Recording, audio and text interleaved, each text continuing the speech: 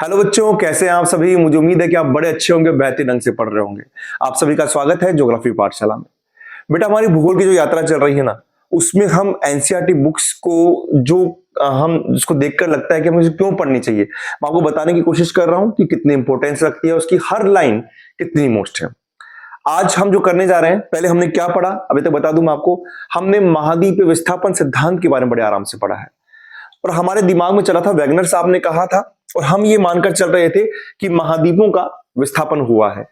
लेकिन बाद में हैरियस महोदय आते हैं 1961 के अंदर, वो बताते हैं कि नहीं जी, महाद्वीपों का तो विस्थापन हुआ ही है, लेकिन जो उसके बीच में जगह बनी है ना, वहां पर महासागर का भी विस्थापन हुआ है। यानी उन्हें सागर तली यानी सागर नित्तल प्रसरण सिद्धांत दिया। इसके बारे में हम बात कर चुके हैं कि ये एक तरीके से सागर तली का एक विस्तार हुआ था। महाद्वीप विस्थापन सिद्धांत क्या था, क्या साक्ष्य थे, क्या बल थे, ये आप जानते हैं। अच्छा, एक चीज अब दिमाग में आती है, मैं आपको वहीं से क्वेश्चन पुटअप करूंगा, आपको लेकर चलूंगा कि सर आपने बताया था कि यहां पर मध्य अटलांटिक कटक है या मध्य महासागरीय कटक है, जहां से ज्वालामुखी निकल रहा है और यहां पर ये दूर जा रहा है। यहां पर नवीन है, जो जो लावा है यहां पर दूर है, तो इसके बीच में कुछ ना कुछ आकृति तो बनेगी। क्या ऐसा है कि यहां पर महाद्वीप था, महाद्वीप के तुरंत बाद जैसे अपन नीचे चलेंगे और तुरंत बाद में क्या ऐसा होता है कि महासागरीय तली आती है? क्या है ऐसा? तो हम इसके बारे में पढ़ेंगे। मैं थोड़ा सा और बताना चाहूंगा आपको। अगर आप इसको यहां से देखें तो आप यूं समझिए कि जैसे ये मान लीजिए ये आपका महाद्वीप है और यहां से ये महासागर की बात हो रही है। ठीक है, ये महासागर की बात हो रही है और यहां पर आपके ये पानी है। ओके, तो मैं क्वेश्चन क्या पूछना चाह रहा हूं आपसे, वो समझिएगा। मेरा क्वेश्चन ये है कि जो ये क्रस्ट है ना, ये जो महाद्वीप है और इसके बाद में ये महासागरी है, क्या महाद्वीप के जस्ट बाद में आप जैसे जैसे मान लो आप चल रहे हैं, जहां पर समुद्र है, तो समुद्र के जैसे ही आप अंदर प्रवेश करेंगे तो नीचे क्या महासागरी तली आ जाएगी या कुछ और भाग आएंगे? आपके दिमाग में आना चाहिए। क्या कोई व्यक्ति यहां पर जाएगा, यहाँ पर पेड़ पौधे हैं, आराम से वो जाएगा और जैसे ही यहाँ तली में आएगा, महासागर के पास आएगा, डुबुक नीचे डूब जाएगा? हाँ, ऐसा कुछ होता है क्या? आप कुछ सोचिए। नहीं सर, ऐसा नहीं होता है। मैंने तो फिल्मों में देखा है कि समुद्र के तट के पास में धाराएं आ रही है, व्यक्ति यहां पर जा रहा है और व्यक्ति जाते जाते जाते उस कभी जाता है, उसके पांव डूबते हैं, फिर आगे जाएगा, थोड़ा पानी ऊपर चढ़ेगा, यानी एकदम से महासागरी तली नहीं आती है। इसको मैं दूसरे तरीके से बताना चाहूंगा आपको। आप मुझे बताइए, दो आकृति बता रहा हूं मैं आपको। ये आपके पास महाद्वीप है और ये आपके पास में महासागर का तल है। ठीक है, हम देखो बड़ी चीज, हम बड़े आसान से तरीके से समझना चाहेंगे इसको। एक तल, एक स्थिति तो ये आ गई, ये आपके पास कॉन्टिनेंट हो गया, ये आपके पास ओशियन हो गया। दूसरी स्थिति में ये बोल रहा हूं, ये नंबर एक है। दूसरी स्थिति में ये बोल रहा हूं कि यहां से इस तरीके से चल रहा है। ठीक है, हम इसको यूं ले लें, थोड़ा सा यहां से लिया और यहां से इस तरीके से। ठीक है, तो आप मुझे बताइए, यहां पर कि किस तरीके की स्थिति आएगी। नंबर दो, नंबर एक, क्या महाद्वीप के जस्ट बाद में महासागर आ जाता है, या फिर आप महाद्वीप पर चलेंगे, चलने के बाद में यहां पर धीरे धीरे पानी आता रहेगा, फिर उसके अंदर ढाल में जाते हुए आप तली के अंदर यहां पर आएंगे? क्या होता है सर? ये स्थिति देखते हैं हम, तो ये स्थिति देखते हैं ना। इसका मतलब महाद्वीप से लेकर, महाद्वीप जो होता है और तली जो होती है, उसके बीच में कई आकृतियां पाई जाती हैं। उन आकृतियों के बारे में हमको जानना है।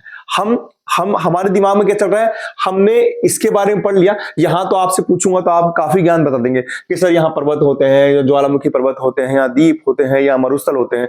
हमको पढ़ना है इसके बारे में, हम तली के बारे में पढ़ना चाह रहे हैं।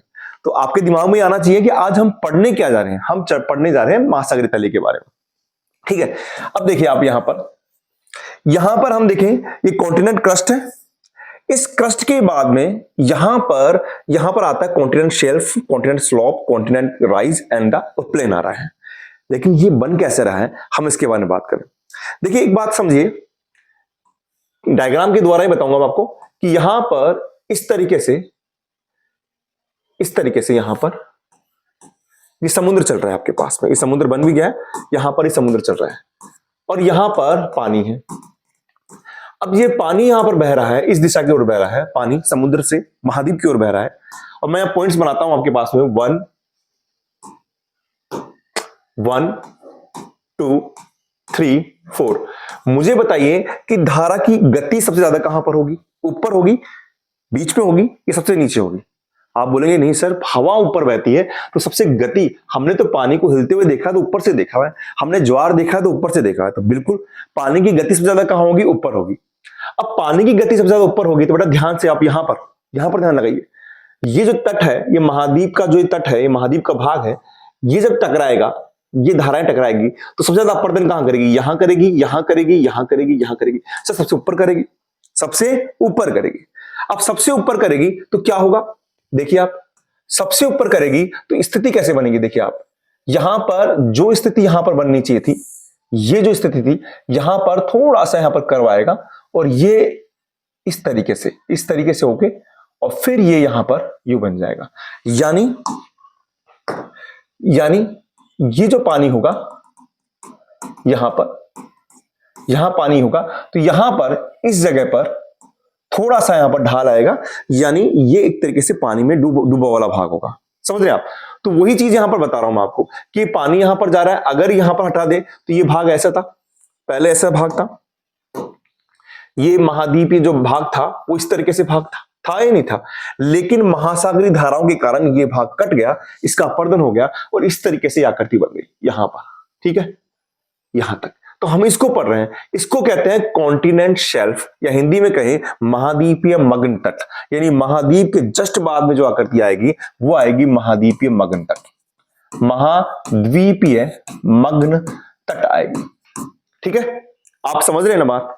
ये बन क्यों रही है ये भी समझ रहे हैं ना आप? ये इसलिए बन रही है क्योंकि समुद्री धाराओं ने सबसे ज्यादा ऊपर अपर्दन किया है, क्योंकि उनका वेग वहां पर ज्यादा है। महाद्वीपीय मग्न तट, आप चल रहे हैं ओशियंस, आप चल रहे हैं महाद्वीप से सबसे पहले, लेकिन क्या महाद्वीपीय मग्न तट इतना ही महत्वपूर्ण है क्या? नहीं सर, ये बहुत महत्वपूर्ण है। कैसे? यहां पर आपको जो वनस्पति मिलेगी वो आपको यहां पर मिलेगी, आपको जीव जंतु जो मिलेंगे वो आपको यहां पर मिलेंगे, आपको हम कहते हैं कोयला मिल रहा है, आपको कहते हैं पेट्रोलियम जो मिल रहा है वो सब यहां पर मिलेगा, यानी कोयला भी आपको यहां पर मिलेगा और आपको पेट्रोलियम जो मिलेगा वो भी महाद्वीपीय मग्न तटों के पास में मिलेगा। समझ रहे हैं आप इसको? तो कोयला भी यहां पर मिलेगा, आपको पेट्रोल भी यहां पर मिलेगा, वनस्पति भी यहां मिलेगी, जीव जंतु भी यहां पर मिलेंगे, मछलियां भी आपको यहां पर मिलेगी, क्योंकि जो मछलियों के लिए जो प्लैंकटन जीव होता है वो भी यहां पर मिलेगा। कोयला आप जानते हैं, कोयला जब ये वनस्पतियां जमीन में दब जाएगी, डेड हो जाएगी, तब तो कोयला बनेगा, और जब जीव जंतु आपके दब जाएंगे ना बेटा, तब पेट्रोल बन जाएगा। तो ये जो महाद्वीपीय मग्न तट है बहुत ही महत्वपूर्ण हमारे लिए। इनका झुकाव रहता है लगभग 1 डिग्री तक रहता है और इनका विस्तार कहीं पर 100 किलोमीटर तक का इनका विस्तार रहता है। आप अज्यूम कीजिए, आप सोचिए, आप महाद्वीप से समुद्र की ओर चल रहे हैं, तो पहला जो भाग आएगा वो महाद्वीपीय मग्न तट आएगा। क्लियर है? बिल्कुल, मैं आगे चलूं, है ना? अब इसमें एक बात और लेते हैं हम, यहां पर आप ये चीज समझ गए, इसमें एक बात और लेते हैं हम, क्या सर हमेशा महाद्वीप से अपन सागर की तरफ चलेंगे तो महाद्वीपीय मग्न तट आएगा क्या? अब मैं आपको 2 स्थिति बता रहा हूं, एक बार आप समझिए। एक तो आपके पास में ये स्थिति है, ठीक है, जो आपके पास में आप देखते हैं, अमूमन देखते हैं यहां पर, है ना? एक तो ये स्थिति हो गई।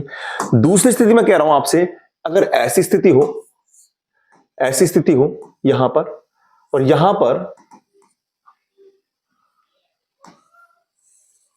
पर पानी तो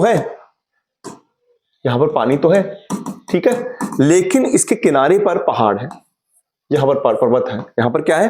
पर्वत है, यहां पर किनारों पर क्या है? पर्वत है, ऐसे पहाड़ बन रहे हैं। तो मुझे बताइए क्या इसमें क्या फर्क है और क्या देख रहे हैं आप? सर इसमें तो हम देख रहे हैं कि भाई सागरी तट ने महाद्वीप का अपर्दन किया और यहां पर महाद्वीपीय मग्न तट बना दिया है। ये जो महाद्वीपीय मग्न तट को बना दिया गया है यहां पर, है ना? इसको हम बात करें तो ये महाद्वीपीय मग्न तट यहां पर बन चुका है, ठीक है, लेकिन यहां पर्वत आ चुका है। अब जब पर्वत आ जाएगा तो महाद्वीपीय मग्न तट बनेगा क्या? मुझे बताइए आप। या तो नहीं बनेगा, बहुत कम संभावना है, क्योंकि यहां पर जब इसका अपर्दन होगा तो इतना अपर्दन नहीं हो पाएगा जिससे ढाल बन जाए, बल्कि होगा क्या, इस पर्वत के कारण यहां पर तुरंत ढाल आ जाएगा। तो क्या होगा ये कि आपको महाद्वीपीय मग्न तट की जगह महाद्वीपीय ढाल दिखेगी। क्या दिखेगी? महाद्वीपीय ढाल दिखेगी। इसको मैं एक बार यूं समझाता हूं, समझिए आप, देखिए आप इसको चित्र से भी देख सकते हैं। ये आपका महाद्वीप भाग था और ये जो भाग है ये कॉन्टिनेंट शेल्फ है, ये वाला, ये महाद्वीपीय मग्न तट है। ये वो वाला भाग है जहां पर सबसे ज्यादा डिपॉजिट होते हैं, नदियां अवसाद लेकर आती है, नदियां अपना जमा करती है। यहां पर आपको मैंग्रोव वन की बात करें तो वो भी यहां पर मिलेगा, आपको वनस्पति भी यहां पर मिलेंगे, कोयला, पेट्रोलियम सब कुछ यहां मिलेगा, यहां तक कि आपके जो बंदरगाह है वो भी यहां पर मिलेंगे। ये देखिए आप, यहां पर ये वाला भाग है, ठीक है।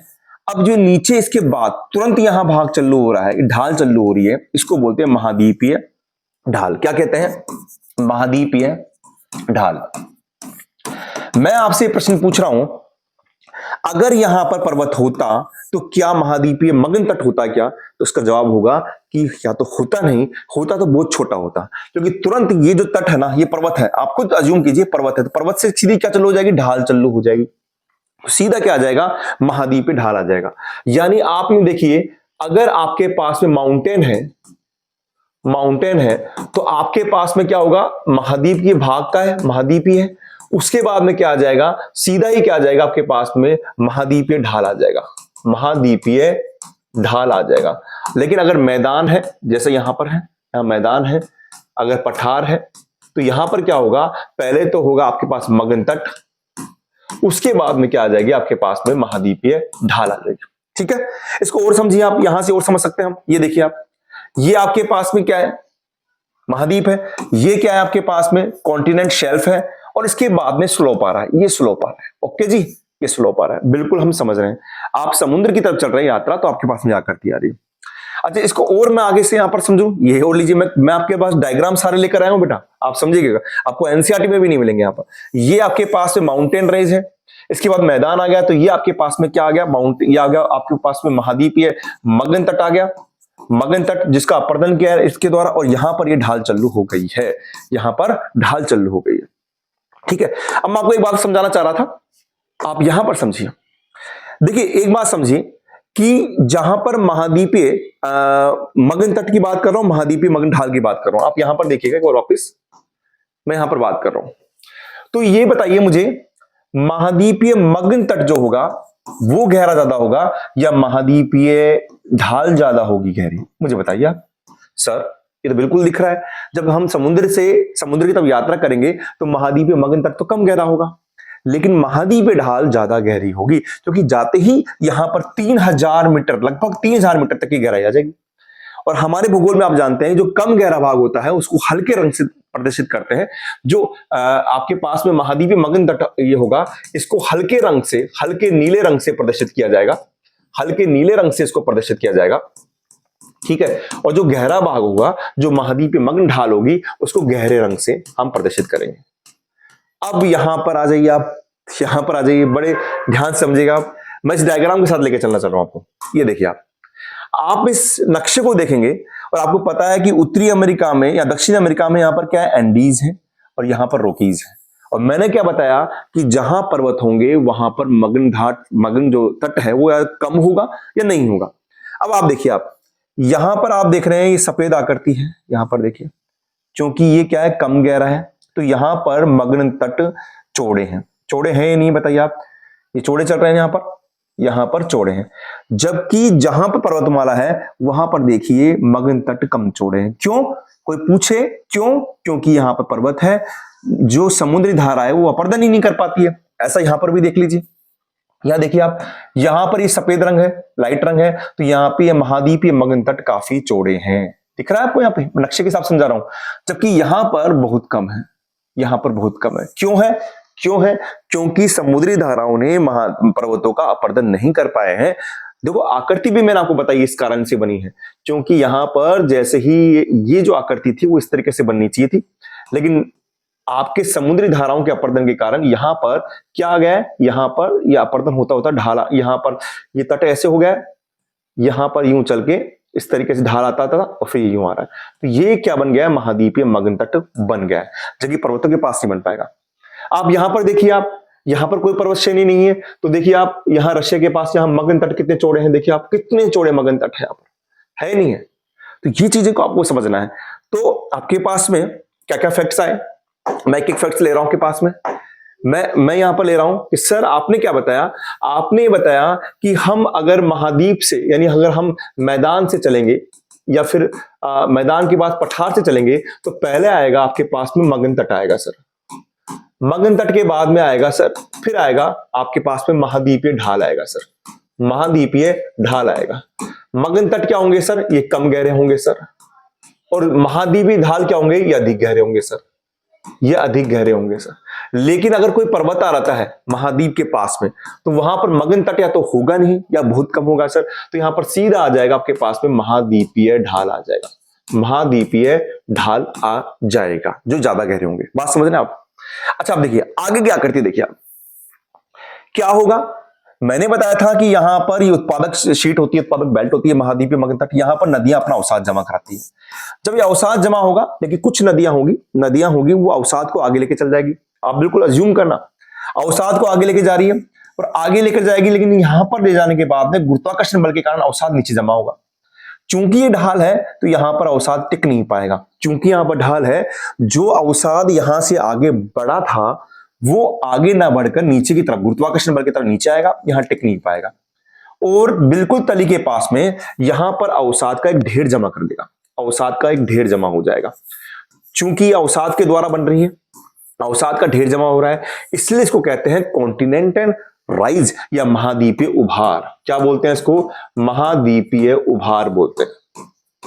ठीक है, वापिस एक बार देखिए आप, मैं ये कहना चाह रहा हूं कि यहां से धाराएं चल रही है, धाराओं ने इस भाग का अपर्दन किया, ये सीधी थी, इसको करा, पहले बनी है ढाल। ढाल के बाद ये देखिए ये सॉरी पहले बने महाद्वीपीय मगन तट, फिर उसके बाद में बनी ढाल। अवसाद यहां पर जो जम गया वो तो दिख रहा है आपको। जो यहां पर जाएगा वो किनारे पर जमा होगा, यानी यहां पर जमा होगा, उसको बोलेंगे हम महाद्वीपीय उभार। बताइए आप क्या दिक्कत आएगी इसमें? इसको आप यहां पर भी देखिए, आप मैं आपको सब जगह लेकर चलूंगा। आप देखिए, आप यहां पर आप देखेंगे, यहां पर आप देखेंगे ये आपके पास में महाद्वीपीय मगन तट है, ये ढाल है, और ढाल से नीचे देखो यहां पर ये उभार जमा हो रहा है, ये आपके पास में क्या है? ये महाद्वीपीय उभार है। यहां पर देखिए, ये देखिए आप, ये लिखा हुआ भी है कॉन्टिनेंटल राइज लिखा हुआ है। देखिए आप यहां पर ये जो जमा हो रहा है, शायद आपको दिख रहा होगा, ये जो ये अवसाद यहां पर रुक नहीं पाया वो नीचे आके जमा हो गया, ये महाद्वीपीय उभार है। यहां पर और देख सकते हैं आप, ये महाद्वीपीय उभार है। समझ रहे हैं आप? है ना? अच्छा अब मुझे बताइए, आपको ये डायग्राम दिख रहा होगा, मैं कहूं 1 2, ठीक है, और ये कहूं 4, तो बताइए 1 क्या है, 2 क्या है, 4 क्या है? सर 1 तो महाद्वीपीय मगन तट है सर, 1 तो महाद्वीपीय मगन तट है, ठीक है। 2 क्या है सर? ये महाद्वीपीय ढाल है सर। और 4 क्या है? ये महाद्वीपीय उभार है सर।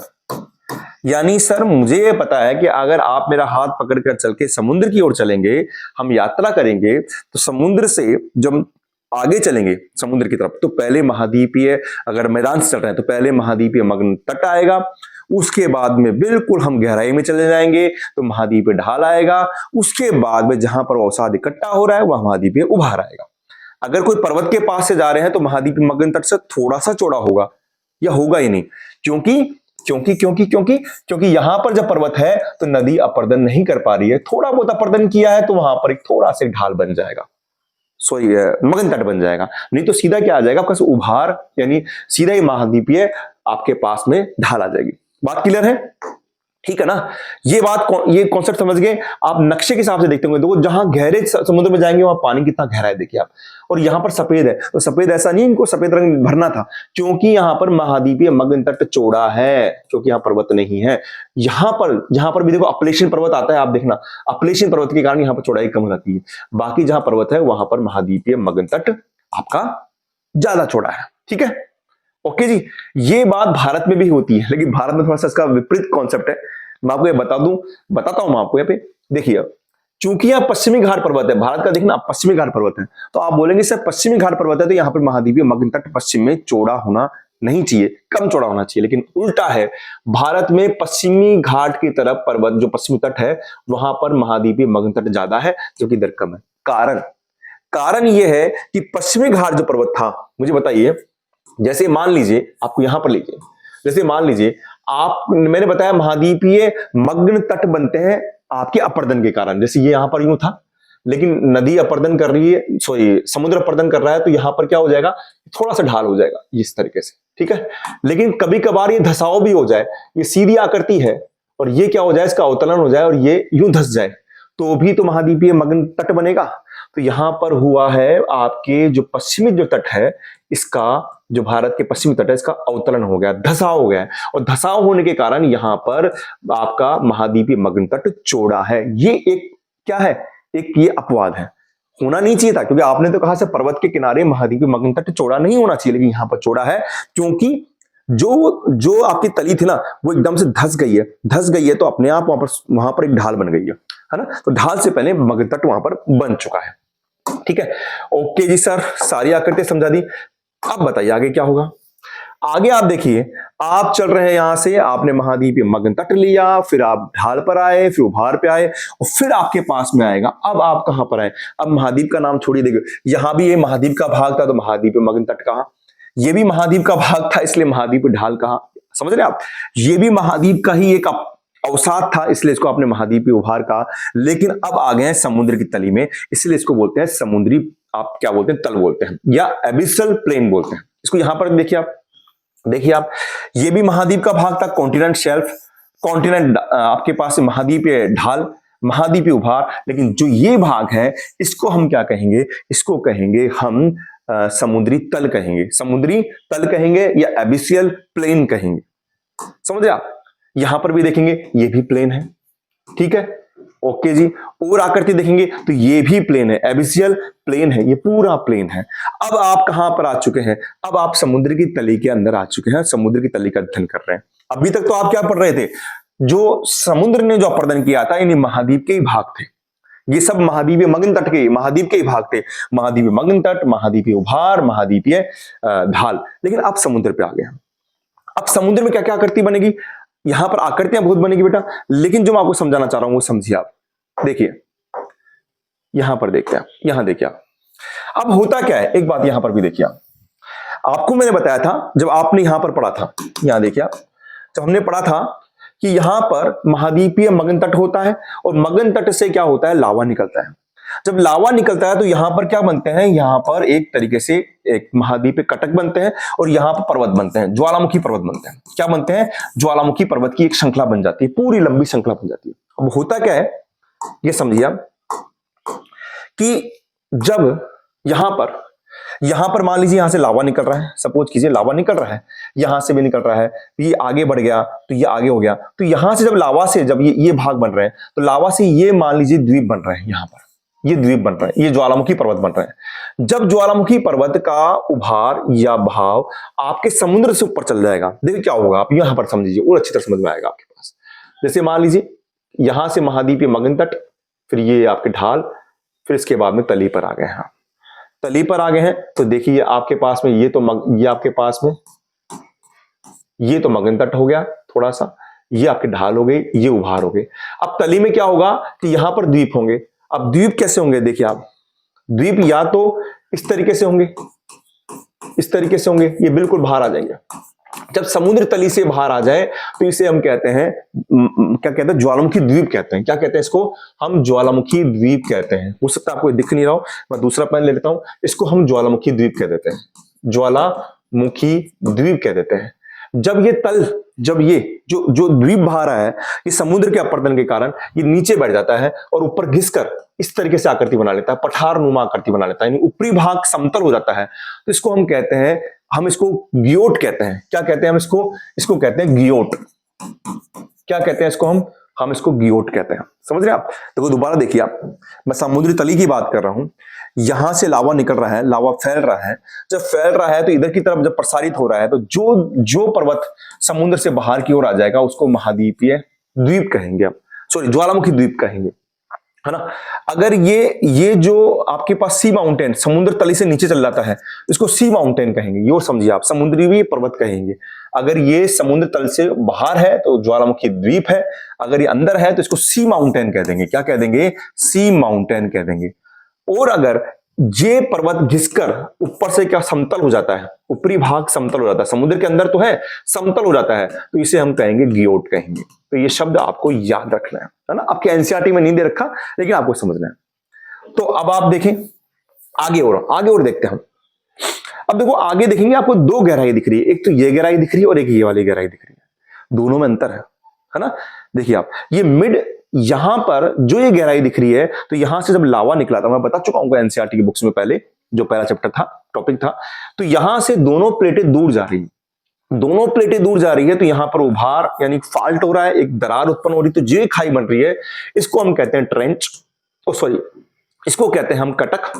क्या कहते हैं? कटक, या रिफ्ट वैली भी कह देते हैं। क्या कह देते हैं? तो रिफ्ट वैली भी लिखा हुआ है। लेकिन जहां पर महासागरीय प्लेट महाद्वीपीय प्लेट से टकराती है और जो ये खाई बनती है, इस तरीके से देख लीजिए आप, मैं आपको बता देता हूं, इधर देखिए आप, हाँ यहां पर जो खाई बन रही है, तो इसको तो कहते हैं हम कटक। क्या कहते हैं? इसको तो हम कटक कहते हैं, है ना, मध्य अटलांटिक कटक। लेकिन जो यहां पर ये महासागरीय प्लेट अंदर धंस रही है महाद्वीपीय प्लेट से टकराने पर, चूंकि महासागरीय प्लेट भारी वो अंदर धंस जाएगी, तो यहां पर जो खाई बन रही है उसको कहते हैं ट्रेंच। क्या कहते हैं? उसको ट्रेंच कहते हैं या उसको खाइयां कहते हैं। क्या कहते हैं? खाइयां। ये बता चुका हूं, यहां पर आने वाले भूकंप गहरे होते हैं, यहां पर आने वाले भूकंप कम गहरे होते हैं। ठीक है, तो आपने ये सब चीजें समझ ली। आप देखिए, अब मैं आपको बताऊं, मैं यहां से शुरू कर रहा हूं, अब आप यहां से देखिएगा, आपको इसमें चीजें समझ में भी आएगी। ओके, ये देखिए आप, अब देखिए आप शुरू से करते हैं हम। ये देखिए यहां सर, ये कॉन्टिनेंट शेल्फ है, महाद्वीपीय मग्न तट है, ये महाद्वीपीय मग्न ढाल है, फिर इसके बाद में आएगा आपका सुभार आएगा, फिर आपका मैदान आएगा। मैदान में अगर कोई ज्वालामुखी पर्वत समुद्र से बाहर दिख रहा है तो वो ज्वालामुखी द्वीप हो जाएगा, समुद्र के अंदर है वो पर्वत तो सी माउंटेन हो जाएगा। अगर उस समुद्री जो ज्वालामुखी पर्वत है उसके अगर अपर्दन होने के कारण ऊपर चपटा हो जाता है और समुद्र के अंदर है तो उसको ग्योट कहते हैं। अगर मध्य अटलांटिक कटक में अपसरण के कारण जो खाई बनेगी, अपसरण के कारण, याद करना, उसको हम क्या कहेंगे? रिफ्ट वैली कटक कहेंगे। और अगर महासागरीय प्लेट महाद्वीपीय प्लेट से टकराकर नीचे धंस जाएगी, जो खाई बनेगी उसे हम क्या कहेंगे? ट्रेंच कहेंगे, खाइया कहेंगे। ठीक है, तो ये चीजें समझ गए। अब हम आपको एनसीईआरटी की बुक्स के पास ले चलता हूं, आपको लाइनें पॉइंट टू पॉइंट समझ में आएगी। देखिएगा आप यहां पर क्या है, पहले देखिए आप, आपको मैंने ये चीज बाद में क्यों ली है, पहले आपको महासागरीय तले के बारे में क्यों बताया, क्योंकि जब तक आप महासागरीय तले के बारे में नहीं जानेंगे बेटा, तब तक महाद्वीपीय सीमा, वित्तीय मैदान, इनके बारे में नहीं जानेंगे। आप देखिए महासागरों के अधस्थल का मानचित्र, यानी जब उसके हमने जब जाना कि भाई महासागरीय तली भी होती है, तो लोगों ने सोनार रेंज के, वैज्ञानिकों ने सोनार रेंज के माध्यम से, तरंगों के माध्यम से महासागरीय तले के बारे में जानने का प्रयास किया। खुद तो जान नहीं सकते थे, तो देखिए क्या है, महासागरों की बनावट और उसका आकार पर विस्तृत शोध किया गया और उसमें उच्चावच पाया गया। उच्चावच यानी ऊंचा और नीचा, है ना, द्वितीय विश्व युद्ध के बाद में।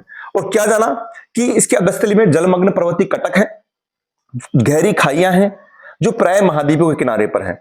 मध्य महासागरीय कटके ज्वालामुखी उद्गार के रूप में सबसे अधिक सक्रिय पाई गई है। बिल्कुल सर, मध्य अटलांटिक जो कटक है वो सक्रिय है, वो आज भी वहां से लावा निकल रहा है।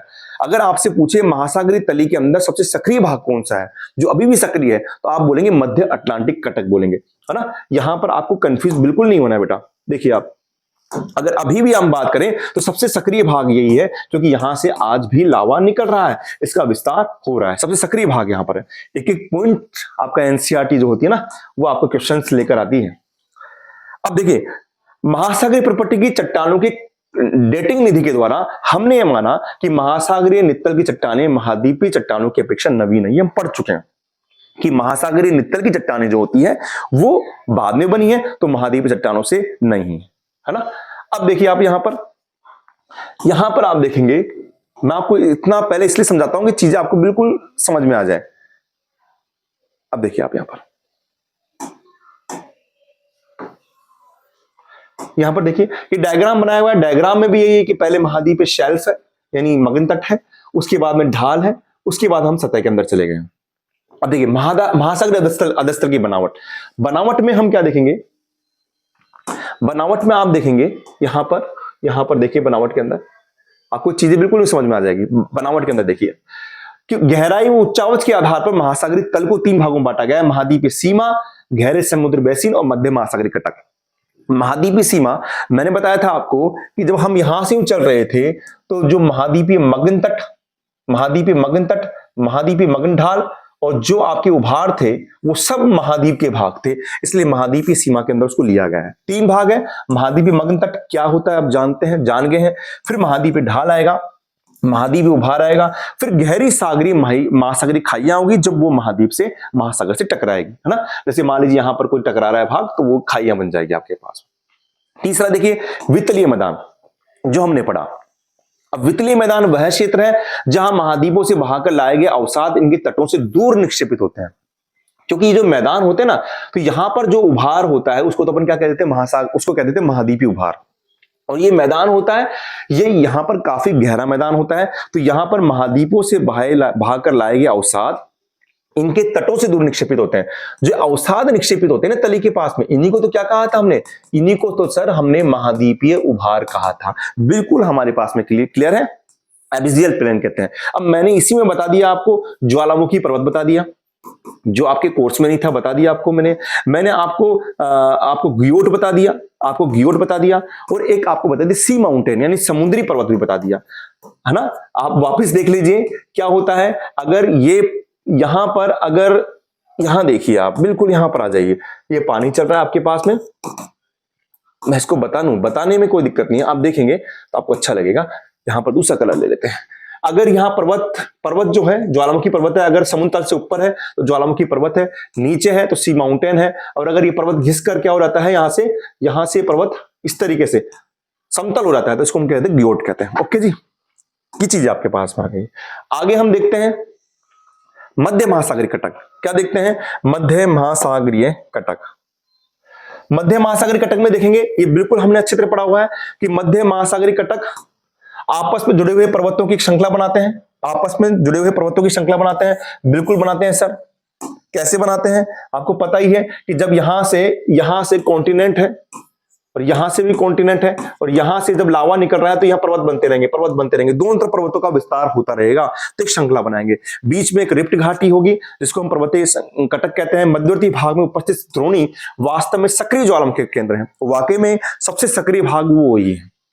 तो मैंने आपको ये चीज इसलिए बताई कि जिसे आप बेसिक समझ जाएं बेटा।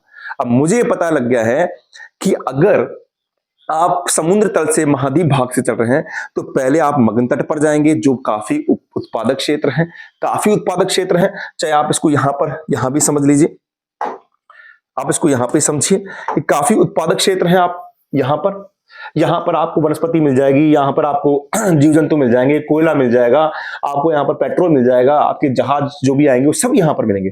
ढाल आएगी, यहां पर टिकेगा नहीं। फिर आपके महाद्वीपीय उभार मिलेंगे, यहां पर आपके पास में ये सब महाद्वीप का भाग अभी तक। फिर ये मैदान होगा, मैदान में सी माउंटेन, वोल्केनो आइलैंड और ग्योट मिल जाएंगे। फिर आपकी कटक आ जाएगी, ये कटक है चारों तरफ, ये रिफ्ट वैली बन जाएगी। इधर यहां पर रिफ्ट वैली यहां पर बनेगी जहां अपसरण होगा, और यहां पर ट्रेंच बनेगी। ये सब चीज आपको मैंने बता दी है, ठीक है। तो ये चीजें आपको बताने का कारण यही है। हाँ, एक और चीज बच गई है, मैं बता देता हूं आपको। यहां पर देखिए आप, भूकंप व ज्वालामुखी वितरण। देखिए भूकंप और ज्वालामुखी वितरण को मैं आपको यहीं से बताता हूं, यहीं से देख लेंगे अपन, ज्यादा अच्छी तरह समझ में आ जाएगा। यहां पर देखिए आप इस नक्शे को देखेंगे तो मैंने आपको पहले बताया भी था कि जहां पर ये जैसे हमारे पास में यहां पर ये मध्य अटलांटिक कटक है, ये पूरी लाइन चल रही है। ये लाइन चलकर, ये रेखा चलकर कहां आ रही है, ये आपके मेडागास्कर की तरफ जा रही है, और यहां से भारत से आकर वो यहां की तरफ जा रही है। तो यहां पर चूंकि सक्रिय ज्वालामुखी क्षेत्र होंगे, यहां पर प्लेट एक दूसरे से दूसरी दूर जाएगी, तो यहां पर भूकंप आएंगे। लेकिन भूकंप कैसे होंगे, कम गहराई के होंगे। और जहां पर देखिए गहरा भाग दिख रहा है आपको, जहां पर महासागरीय प्लेट महाद्वीपीय प्लेट से टकरा रही है, वहां पर भूकंप क्या होंगे, गहरे होंगे। क्यों, क्योंकि यहां पर क्या बनेगी, यहां पर खाइयां बनेगी, जबकि यहां पर क्या बनेंगे, कटक बनेंगे। आप देख लीजिए जहां पर महासागर महाद्वीप है, देखिए यहां पर भूकंप ज्यादा है, गहरे भाग है, ठीक है, और यहां पर कम गहरे भाग है ना। तो आप इसमें क्या पढ़ रहे हैं, देखिए आप यहां पर आप पढ़ेंगे, आपको बिल्कुल आराम से चीजें समझ में आ जाएगी। ये क्या कह रहा है कि भूकंपीय गतिविधियों में यहां आगे हिंद महासागर भारतीय उपमहाद्वीप के थोड़े दक्षिण में ये बढ़ जाती है। बिल्कुल भारतीय महाद्वीप के दक्षिण में ये बढ़ गई, यहां से ये मध्य अटलांटिक कटक आया, ये अफ्रीका से यूं जा रहा है, और फिर ये यहां से आने के बाद में ये मिल जाता है वापस यहां पर, इस तरीके से। तो मुझे उम्मीद है कि बेटा आपको समझ में चीजें आ गई होगी। मैंने आपको ये चीजें बताने का उद्देश्य ये था बेटा कि पहले मैंने आपको तली के बारे में बताया, हम पहले महाद्वीप के बारे में पढ़ रहे थे, अब तली के बारे में पढ़ रहे हैं। तली के बारे में हमने बिल्कुल जान लिया है। चाहे आपसे महाद्वीप से कोई पूछे, आप समझिए, आप अगर आपसे पूछे महाद्वीप से भाग से तली की तरफ चले, तो आप क्या बोलेंगे? सर पहले क्या आएगी? तट आएगा, महाद्वीप में मगन तट आएगा, फिर ढाल आएगा, फिर उभार आएगा, फिर मैदान आएगा। अगर आपसे उल्टा पूछे कि भैया मैदान से समुद्र तल से आप चलिए, आपसे पूछे कि समुद्र तल से आप चलिए महाद्वीप की ओर चलिए, तो पहले क्या आएगा? आपके पास समुद्र तल आएगा, फिर आपके पास में महाद्वीपीय उभार आएगा, फिर आपके पास में ढाल आएगी, फिर उसके बाद में आपके पास में मगन तट आएगा। इसी समुद्र तल के अंदर इसके बाद में ही आपके कटक मिलेगा। कटक को हम खाई कहते हैं, कटक को हम रिफ्ट वैली कहते हैं, जहां पर प्लेटों का अपसरण होता है। और जहां प्लेटों का क्या होगा? जहां प्लेटों का आपके पास में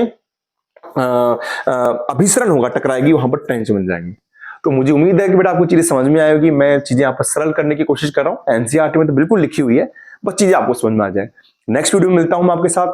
बड़ा ही महत्वपूर्ण सिद्धांत है जो हमारे मैग्नर साहब ने दिया था, उसी को आगे लेकर चलेंगे। उसमें कुछ चीजें हम लेंगे और उसका नाम है प्लेट विवर्तन के सिद्धांत। मिलता हूं नेक्स्ट क्लास में। आप बस यूं ही पढ़ते रहिए, अपना ख्याल रखें। थैंक यू बेटा।